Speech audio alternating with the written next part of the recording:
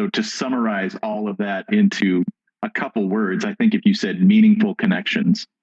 Yeah, that sounds good. Yeah. Right away, if you said story-based films that create meaningful connections with their customers, right away, I think people would go, that's not a commercial.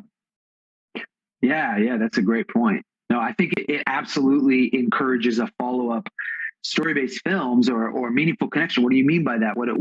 And so I think, yeah, there's a lot of intrigue there, but also at its surface, it's not words that don't mean anything, right? It's not like you say something so vague that people are like, that was just garbage. Like you could think about it and it means something, but then it does, it warrants some follow-ups.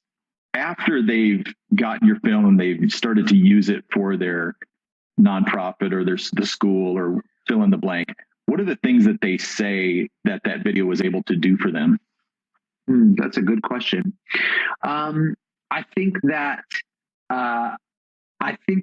it gives them a sense of, especially thinking of like school districts or nonprofits, they have a very strong purpose. They have a strong why of what they do.